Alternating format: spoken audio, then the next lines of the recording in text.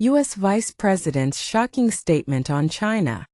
JD Vance uses derogatory language to describe China? Did Vance call Chinese workers peasants? U.S. Vice President's statement stir massive controversy. Amid the mounting tensions between China and U.S., Beijing lashes out at JD Vance, calls U.S. Vice President ignorant and impolite.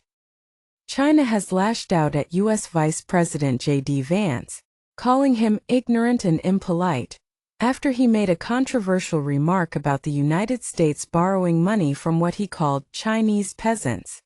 During a press conference, Chinese Foreign Ministry spokesperson lashed out at Vance, saying that it is surprising and sad to hear such ignorant and impolite words from this vice president. The controversy erupted after U.S. Vice President, in an interview with a local media network, said that U.S. borrow money from Chinese peasants to buy the things those Chinese peasants manufacture.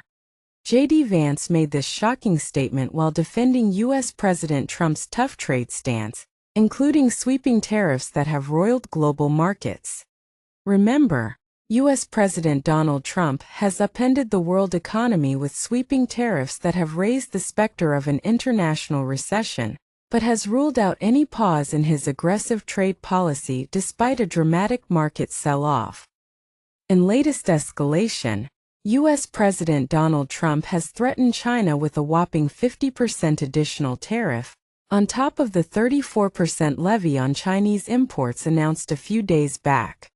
In response, China said it won't be intimidated by what it called tariff blackmail, adding that the U.S. imposed tariffs for unfounded reasons.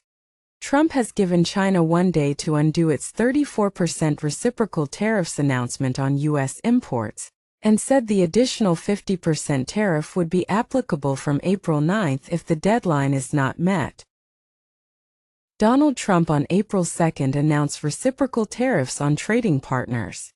In a tit-for-tat move, the China Finance Ministry announced it will be slapping an additional 34% tariff on all U.S. goods from April 10. The Chinese ministry also announced export controls on medium and heavy rare earths effective from April 4. Since the U.S.-China trade war began, U.S. stocks have come down sharply. The S&P 500 has dropped 20% from its peak closing level reached in February. U.S. President Donald Trump has said he's not considering a pause on new tariffs, saying he wants to allow time for negotiations with other countries.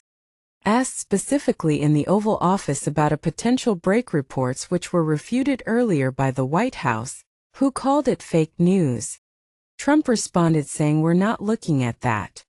Remember, Trump believes the tariffs will revive America's lost manufacturing base by forcing foreign companies to relocate to the United States, rather than making goods abroad.